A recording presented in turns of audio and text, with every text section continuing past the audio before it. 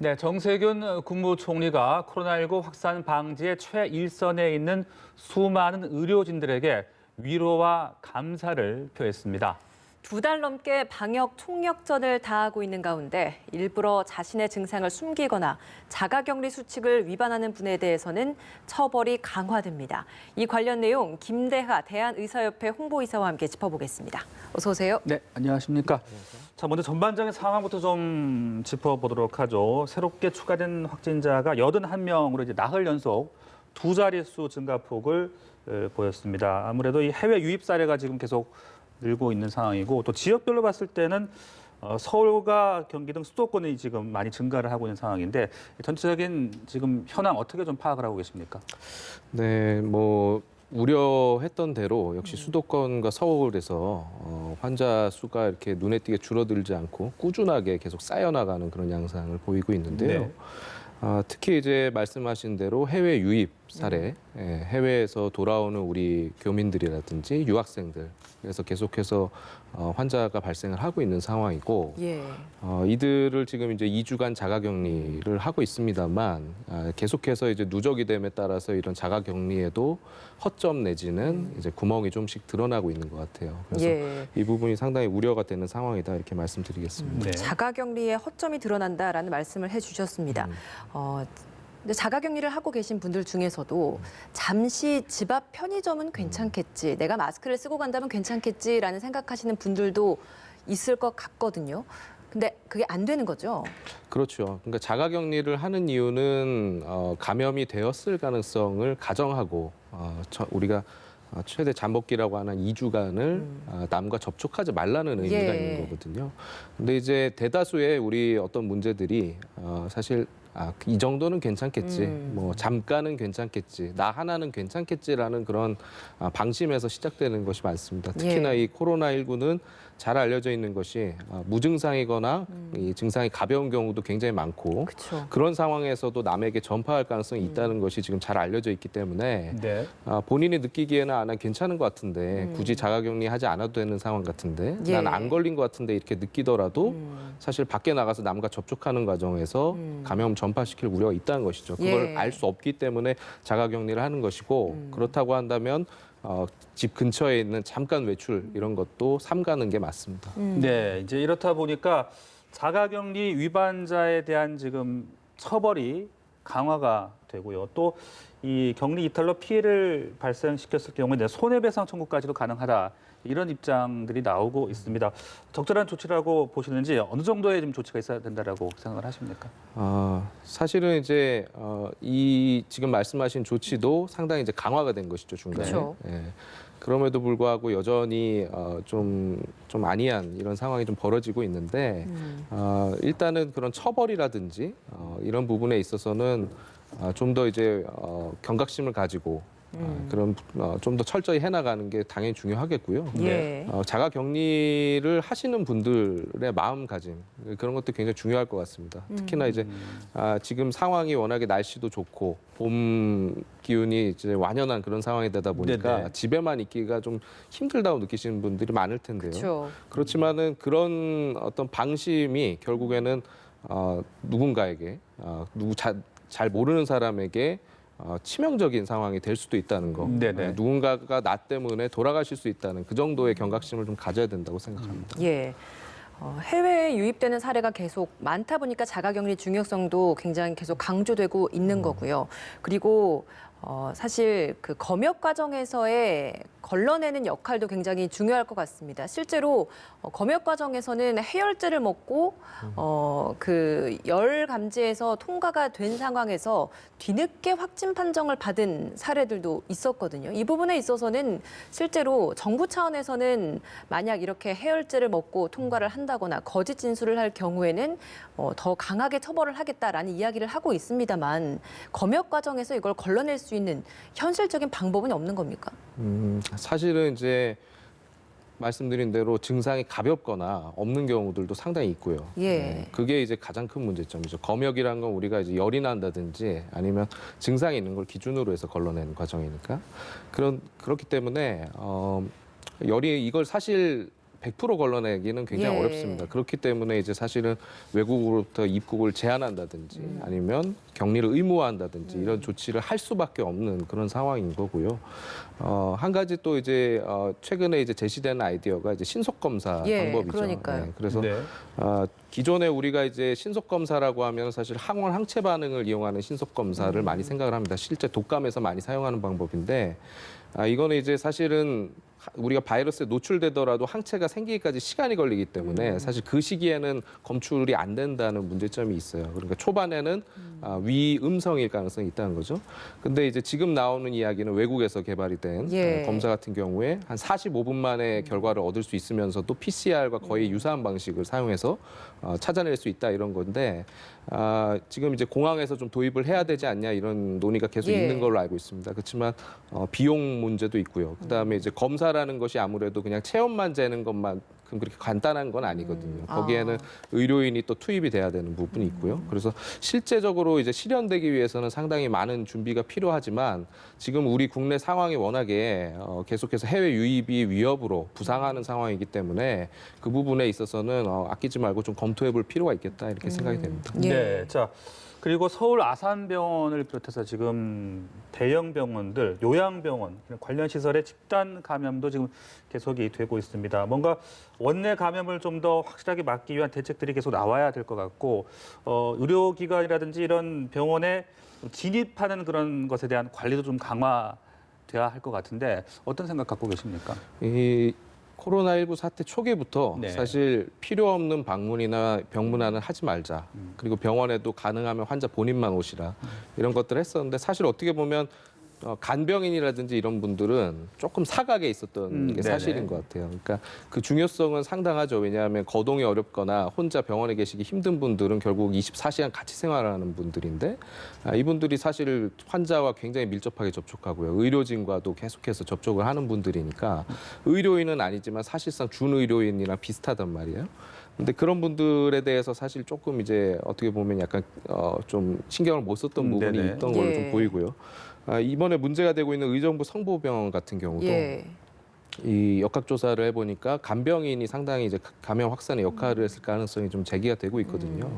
그래서 좀 지금까지 좀 신경 못 썼던 이런 부분에 대해서 특히 네. 이제 뭐 정부에서 이 간병인 같은 경우 전수 검사를 하겠다 이렇게 해서 실제 이루어지고 있는 걸로 알고 있는데 이런 부분은 상당히 의미가 있다고 네. 생각할 수 있겠습니다. 면회 같은 것도 좀 자제를 하는 게 당연히 예, 좋겠죠. 물론입니다. 네. 그러니까 병원이란 공간 자체가 네. 기본적으로 병원에 오시는 분들, 입원해 계신 분들이 병에 취약한 분들이 많죠. 우리 네. 정부에서 발표한 그 어떤 위험 요인이라고 하는 것 중에도 보면 나이가 65세 이상인 분들, 또 당뇨가 있다든지 이런 분들인데 병원에 입원해 계신 분들 중에 굉장히 흔하거든요. 그러면 결국엔 감염에 취약한 분들이 모여 있는 곳이기 때문에 네. 특히나 이제 본인은 난 건강하니까 괜찮아라고 생각할 수 없는 게 아까와도 같은 이야기인데 본인은 건강하다 느끼지만은 이미 감염이 되어서 전파를 하고 있는 상황일 예. 가능성이 있습니다. 그래서 불필요한 병원 방문은 최대한 삼가는 것이 지금은 맞습니다. 예. 그 봉화 푸른 요양원 같은 경우에는 확진 판정을 받고 치료를 받고 나서 완치가 됐다라는 판정 후에 어느 정도 기간의 격리를 거친 후에 다시 이제 정상적으로 병원을 방문을 했는데 병원에서 이제 근무를 하고 혹은 병원에서 다시 이제 치료를 받기 위해 돌아왔는데 그 후에 또 확진 판정을 받은 사례입니다. 이 사례 저희가 어떻게 이해를 해야 되는 겁니까? 그러니까 검사로 사실 음성이 확인이 됐는데 예. 다시 이제 진단이 된 그런 경우들이죠. 네네. 이런 경우들이 사실 1월, 2월에 외국에서도 계속해서 해외 토픽처럼 해서 아마 많이 알려져 있는 걸로 지금 알고 있는데요. 가능성을 생각해 보면 일단 첫 번째는 검사 오류인데 문제는 이런 경우들이 상당히 자주 보고가 되고 있어서 이걸 단순한 검사 오류라고만 보기는 어려울 것 같고요. 그렇지 않다고 한다면 음성이 된 상태에서 다시 감염이 되는 재감염이거나 아니면 감염이 음전이 됐지만, 그러니까 다시 말해서 검사에서는 음성으로 나왔지만 결국에는 어떤 본인의 면역이라든지 이런 요인에 의해서 다시 재활성화되는 이런 경우일 텐데 네. 이게 사실 이제 코로나19가 우리가 처음 접하는 새로운 병이다 보니까 상당히 이제 특징 중에 하나로 계속 거론이 되는 것이고요. 예. 뭐 예를 들면 우리나라에서 치료가 끝나서 중국으로 갔던 중국인 환자가 중국의 공항에 내리면서 다시 진단이 돼가지고 거기서 다시 치료에 들어갔다 이런 뉴스도 예. 아마 보셨을 겁니다. 그래서 이런 것도 굉장히 특이한 경우이고 그 원인이 뭐냐 이런 것들은 아직 이제 확실하게 이게 원인이다 이렇게 말하기는 어렵고 다만 이제 추측들을 하는 것은 어떤 환자 본인이 갖고 있는 면역의 어떤 그런 요인이 아닐까라고 추측만 하는 것이고요. 예. 이런 상황들이 점점 더 많아진다고 하면 결국에는 치료 후에도 일정 기간 격리를 한다든지 관찰하는 이런 것들이 필요할 수 있어서 그렇게 되면 굉장히 우리로서도 방역하는데 어려움이 생길 거라고 예상이 됩니다. 네. 자, 그리고 또 좀 눈에 띄는 게 이제 흡연자에 대한 또 지금 얘기들이 나왔는데 이 비흡연자보다 흡연자가 중증 이상으로 발전할 확률이 14배 높다. 지금 이런 보도들이 나오고 있고 이에 따라서 지금 흡연자를 코로나19 위험군에 추가를 했거든요. 이 부분 어떻게 좀 이해를 하면 되는 겁니까? 이 중국의 연구 결과에 네. 따른 것인데요. 이 흡연을 하는 분들이 흡연 안 하는 분들에 비해서 같은 코로나19 걸렸을 때 중환자로 진행하는 비율이 훨씬 높았다라는 거죠. 근데 이건 사실 이제 어느 정도 상식적으로도 추론해 볼 수 있는 부분이기도 합니다. 그러니까 우리가 흡연을 하게 되면은 결국 기도에 염증을 유발을 시키고요. 계속 흡연하시는 만성 흡연하시는 분들의 경우에는 기도의 염증이 만성화되면서 결국 호흡 기능을 떨어뜨리는 만성 폐쇄성 폐질환이라든지 이런 것들이 이제 진행하게 되는 경우가 많거든요. 예. 이런 분들은 이제 호흡기 감염에 취약하다는 건 우리가 다 알고 있는 사실입니다. 그래서 이 부분은 어떻게 보면 상식과도 좀 부합하는 부분이기도 하고요. 예. 우리 정부에서도 아마 이런 부분을 다 감안을 해서 위험 요인으로 추가를 한 걸로 이렇게 생각이 됩니다. 네. 이게 국내 사례에서 그러니까 확진자들 사이에서 어떤 일정 부분에 뭐 통계가 나온 경우인지 아니면 해외 사례를 통해서만 나온 경우 지금 이렇게 고위험군으로 분류를 한 건지 이것도 궁금합니다. 일단은 잘 알려져 있는 건 아까 말씀드린 대로 중국에서 연구 결과가 가장 잘 알려져 있고요. 국내의 경우는 사실 국내 환자들의 어떤 특성이나 이런 임상 정보가 아직까지는 정확하게 좀 취합이 안 되어 있다라고 알려져 있고 예. 취합이 되었더라도 사실 이제 저희가 의료계가 파악하고 있는 거는 사실 미미한 상황입니다. 그래서 거기까지는 아직 말씀드리기 어렵지만 정부에서 그렇게 결정을 했을 때는 어느 정도 국내에서도 그것과 맞는 결과 있지 않았을까 이렇게 추정은 해볼 수 있을 것 같습니다. 예. 네. 네, 정부가 2주간 고강도 사회적 거리두기를 더 하겠다라고 밝혔습니다. 고강도 사회적 거리두기를 하기 위해서 일정 부분 지켜달라라고 이야기를 하는 생활 지침도 밝혔잖아요. 근데 그런 것들이 나옴에도 불구하고 날씨가 풀리고 또 꽃이 많이 피다 보니까 상충객들 몰리는 곳들이 있었습니다. 물론 그 지역을 폐쇄했음에도 불구하고 주변으로 몰리는 사람들도 꽤 있었거든요. 이런 사회적 거리두기를 위한 생활 지침을 좀 더 강하게 둬야 된다라고 보십니까? 사실 지침의 문제보다는 예. 이제는 시기가 그러니까 사회적 거리두기 본격적으로는 3월 초부터라고 생각되고요. 네. 이미 감염이 확산되기 시작한 1월 말부터도 어느 정도 이제 생활에서 위협을 느끼고 자발적으로 이제 사회적 거리를 두는 분들이 계셨죠. 예. 그러니까 결국에는 적어도 한 4주에서 6주 이상 우리가 지속을 해온 상황이라는 걸 감안을 하면 그 피로감이 상당히 많이 누적이 되어 있습니다. 이제는. 그리고 말씀하신 대로 봄에 지금 이제 날씨가 따뜻해지고 그러니까 외부 활동이 많아질 수밖에 없는 시기고요. 특히나 이제 어린 아이가 있는 가정들, 네. 아이들을 데리고 계속 집에만 있기 힘드니까 결국 어디든지 좀 찾아 나가게 되고 이런 일들이 벌어지는 것 같은데요. 저도 이제 주로 여의도를 이제 많이 왔다 갔다 하는데 예. 여의도 이제 국회 뒤쪽에 길을 막았다고 하지만 예. 상당히 많은 분들이 그 벚꽃이 있는 이런 도로변이나 이런 데서 사진도 찍고 가족 단위로 이제 이런 산책도 하고 이런 것들을 좀 많이 봤거든요. 그러니까요. 그러니까 많이 이제 지금은 지쳐 있고 경각심도 조금 떨어지고 국내 우리나라가 좀 상대적으로 다른 나라에 비해서 조금 안정이 되는 분위기가 있다 보니까 이런 것들이 오히려 좀 더 이제 문제가 있지 않나 생각하고요. 지침 자체는 사실 어떤 강력하게 하고 이런 것으로 이 효과를 보기에는 네. 이미 이제 피로감이 좀 많이 커졌다고 보고 결국에는 분명한 건 두 가지입니다. 첫 번째는 사회적 거리두기가 분명히 감염 확산을 줄이는 효과가 있다는 거고요. 네. 두 번째는 그렇다고 해서 그걸 마냥 계속하기는 어렵다는 거죠, 현실적으로. 그렇다면 접점을 어느 정도 찾아야 된다는 것인데 예. 접점에서는 사실 강력한 지침이나 이런 것보다도 실생활에 적용할 수 있는 쉬운 지침들이 오히려 더 필요할 것 같아요. 그래서 정부에서 이제 준비하고 있는 생활 방역이라는 것, 또 그리고 저희가 이제 계약과 관련해서 의료계에서 계약을 계약과 관련해서 준비하자고 했던 것 이런 것들에 사실 거창하고 뭐 강력한 지침이라기보다도 네.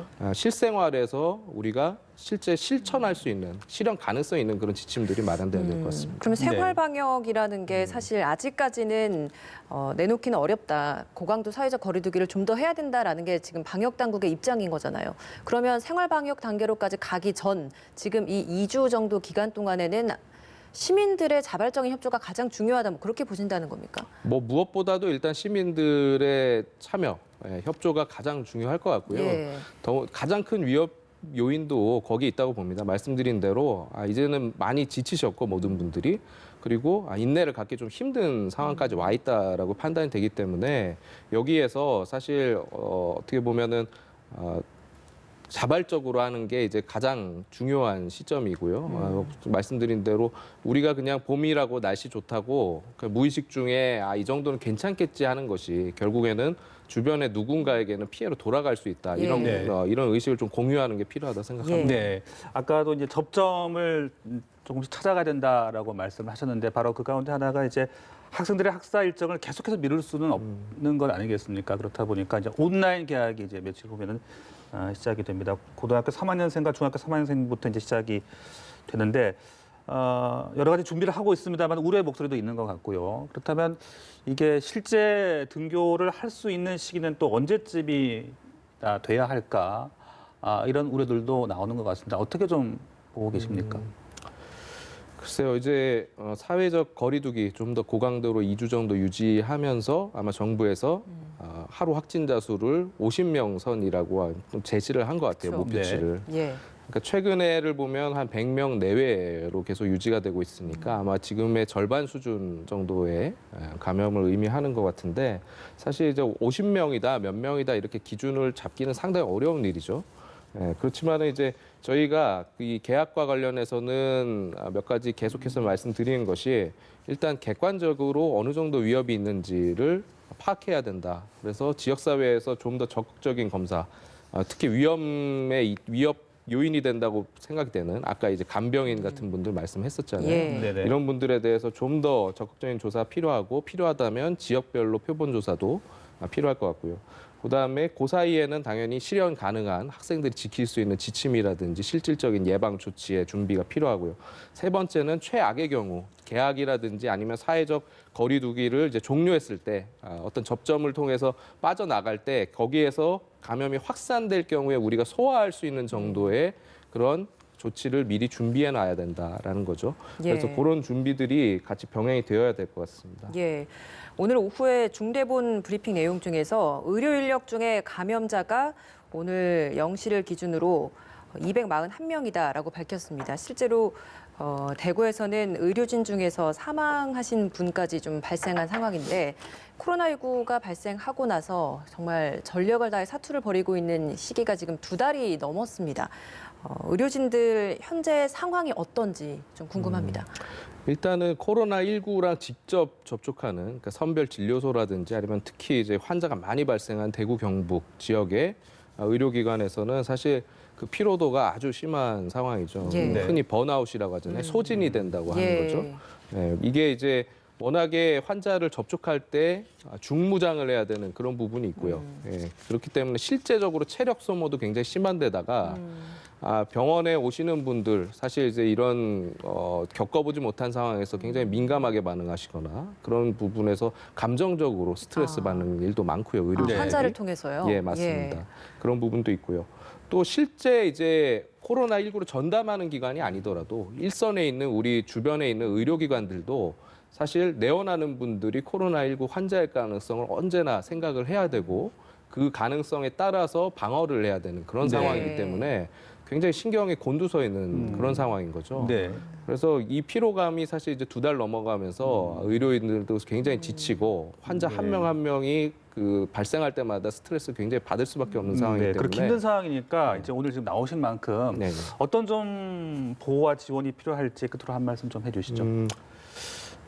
잘 아시겠지만 이제 이틀 전에 사실 대구 경북계에 계시던 의사 선생님 한 분이 돌아가셨습니다. 예. 이분이 이제 실제로 지역사회 감염이 만연한 지역에서 의원 1차 의원을 열어놓고 이제 진료하시다가 이제 감염이 된 걸로 추측을 하고요.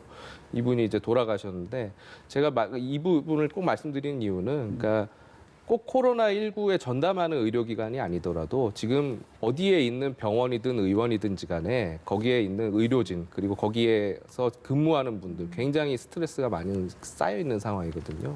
근데 사실은 이제 어떻게 보면은 코로나19를 직접 검사하고 직접 치료하는 분들만이 기여하고 있다 이렇게 생각하시는 분들도 계신 것 같아요. 그런데 그런 부분은 사실 조금 이제 오해 내지는 예. 잘 모르시는 부분이라고 생각이 되고요.